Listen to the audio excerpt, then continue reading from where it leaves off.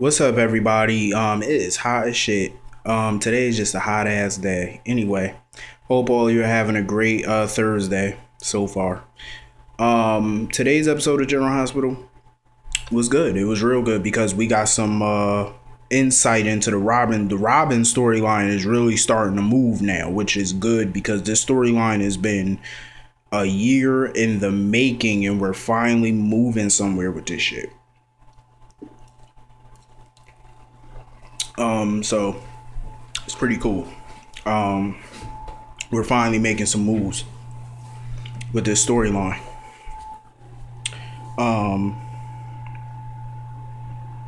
So anyway, uh, Luke and Holly are at a house or whatever. I forgot who house it was. It was abandoned for like 18 years. And they're looking for Jerry Jacks. It's an abandoned house. It's been abandoned for like 18 years. So they walking around the house, because they need to find Jerry Jacks. And Luke is really starting to, the poison is starting to get the best of him. So, he's stumbling around, barely being able to walk. So he really needs to find that Jerry Jacks so he can get the cure. So him and Holly decide to break up and, search around the house. So he's looking around and he looked at a bookcase and stuff like that. When Holly tells him that she found something, she found a wheelchair. And it looks like, it's brand new. They looked at it and said that it's brand new. So they knew somebody had to be in that house. And it had the stuff down on it. Looked like somebody was strapped to it or something.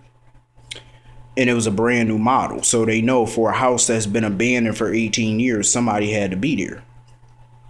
So then Luke saw the bookcase and noticed that the bookcase was moved. So him and Holly moved the bookcase and see a door. And the door is locked. So Luke decides to kick open the door. I don't think Robin is in that room. I don't think she's there no more. I don't think so because I think for them it might be too early right now to reveal Robin. I don't know if they're going to do that right now. They might not do that until probably October at best. So, everybody, Kevin, Lucy, Mac, Felicia, Lulu, Dante, they're all at the floating rib. Lulu is telling Dante that she feel Maxie's getting too attached to the baby, and Dante's trying to put her mind at ease about it. Lulu, shut the fuck up. I swear. I understand Lulu don't know the truth, but we as the fans know the truth. So since I know the truth, I'm looking at Lulu like she's being a cold ass bitch. Because the way she told Maxie yesterday, that's not your baby, right? It was just cold to me, even though I know Lulu don't know the truth, but we know the truth. So to me, that feels like it's cold. Colder than the other side of the pillow, I'm telling you. So it's kind of messed up. You know what I'm saying? Like, she needs to just relax. Maxie needs to just tell the freaking truth in this charade. So it's about time for the truth to come out because I'm ready for the truth to come out because this whole storyline is starting to irk my fucking nerves. Maxie just needs to tell everybody it's her baby. She want to raise the baby. Tell Spinelli, baby daddy, and let's move the fuck on. Because I'll be damned if I wait till November sweeps for some shit to pop off because I ain't waiting 3 fucking months. That's like 2.5 months from now. Well, 3.5. I ain't waiting that fucking long. I don't care. I'm not waiting to no November sweeps. I ain't waiting that goddamn long. They better get the ball rolling. So Dante got called away on duty or whatever. He had to leave. Mac and Felicia are talking about postponing the wedding because Duke is in the hospital and they think it's in bad taste to have a wedding, but Maxie is not about to have that. So she's about to go to the hospital to go see Duke to see what she can do. And Lulu tries to talk to her, but Maxie brushes her off and leave. So Anna was talking to Felix and Spinelli, and they're telling her what they know about Britt's mother, the Britch. And Felix told Anna that he could call her the Britch, but she said, no, I'll stick to Dr. Westbourne. And then she said something about, what do you know about the Britch's mother? I'm like, Anna finally said the Britch. So, they're starting to gather some clues and stuff about this. And Felix suggested to Anna that she go to his apartment to go talk to Britt, because she's there.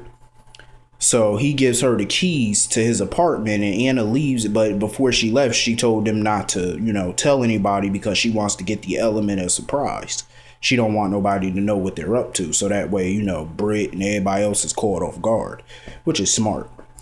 So she leaves, and Felix and them are talking, and that's when Maxie walks up. She goes in to see Duke and see if Duke can still make it to the wedding, even for a brief moment or whatever, to, be the best man.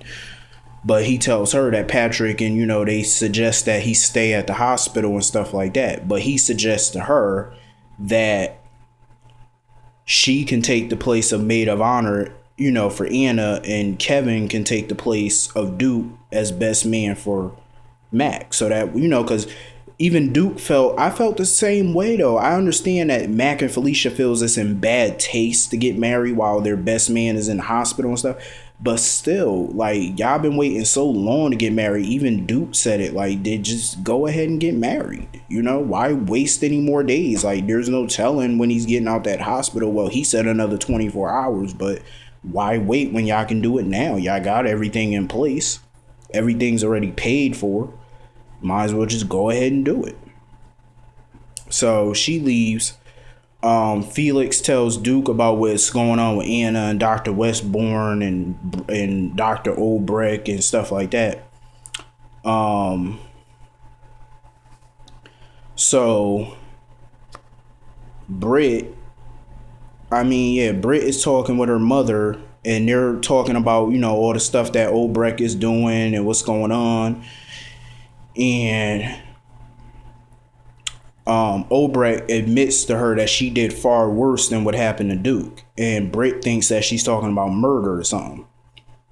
So she tells her that she's willing to tell her everything that she's done so far.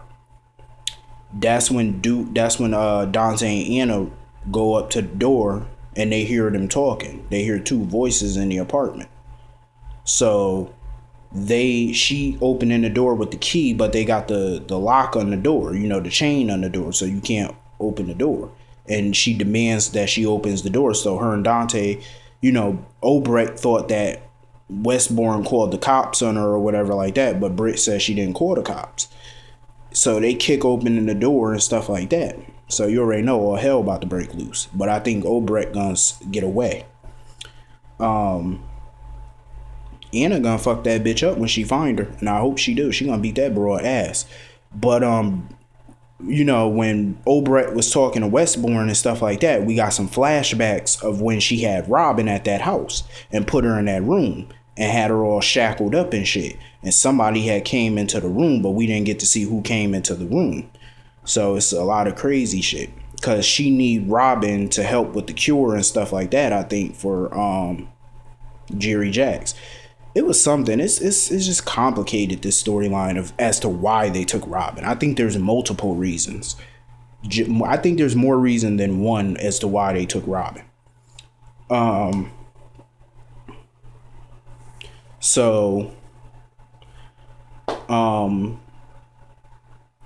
Patrick is at the house or whatever with Sabrina. They talking. She's telling him about Britt's mother. And, of course, Patrick already confirms what I already believed. He was uncomfortable talking about Britt and plotting behind her back, trying to see what she up to, trying to see what's going on. He felt uncomfortable about it, and I knew he did, because I could tell by his face he didn't want to be involved. And I get Sabrina's looking out for him and stuff like that, but her Scooby-Doo ass need to go somewhere. But she did make up a good point. She was like, don't you want to know who her mother is and what she's all about, because you never know, like, old Britt might be a part of y'all baby life and stuff like that, so you have the right to know about her, which is true. That is true. You don't want just no random around your child, even though that's not his child, but he don't know that. So Sabrina take her little pet detective ass and look up on the internet and start telling him about her, shows him the picture, and Patrick remembers her.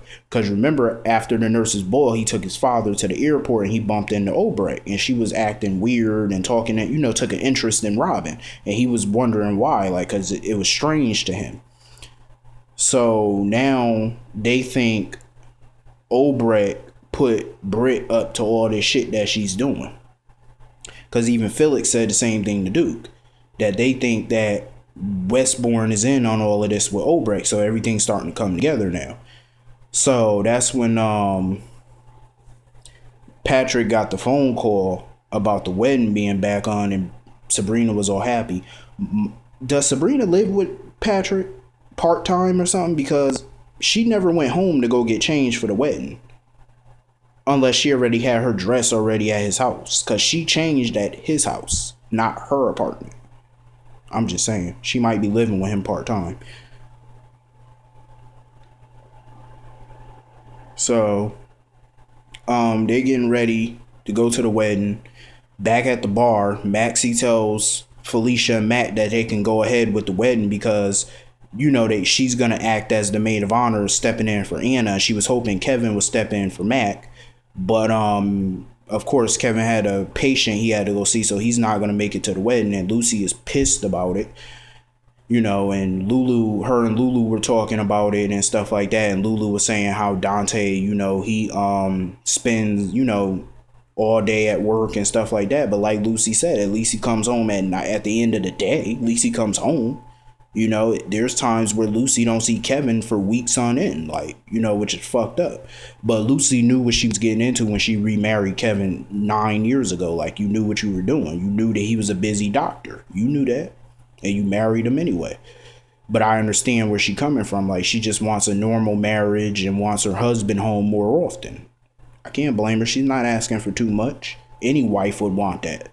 If the shoe was on the other foot, Kevin would have a problem with it. I just feel like Kevin, he doesn't always approve of everything Lucy does. I can sense that. He patronizes her. And I think she's grown a little sick of all this shit. I can see it. So Felicia was getting ready for the wedding, because they got Spinelli to step in as the best man for Mac. He was okay with it, he was just like, told Spinelli to cut down on all the babble talk, and Spinelli said he'd do it.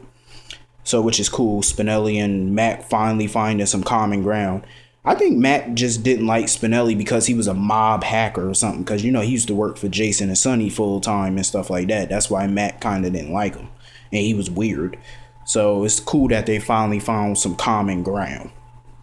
So Felicia and Maxie are getting ready for the wedding. Felicia got on her dress. She looked gorgeous in her outfit. Maxie felt like she looked like a parade float. Maxie is a mess. Maxie looked good, though. She looked good even with a big belly. She looked good in her outfit and stuff. She just naturally looks good. And, Felicia was like, oh, you're glowing. And Maxie was like, everybody say a pregnant woman glowing. She was like, they not glowing. She was like, that's just sweat. Maxie is too much. So Felicia was, worried about Maxie because this is the second time that Maxie called the baby Georgie. And Felicia feels like she's starting to see where Lulu coming from, like, because Maxie's starting to get a little attached to a baby that everybody thinks is not hers. But Maxie said the only reason why she's calling the baby Georgie is because Dante and Lulu have yet to give a name. So she's relegated to calling it something other than the baby, which I see where she's coming from. Maxie just needs to tell the truth. So anyway, they all getting ready for the wedding and whatnot. The dearly beloveds and all that is coming out. Emma and Patrick and Sabrina get there. She's the flower girl.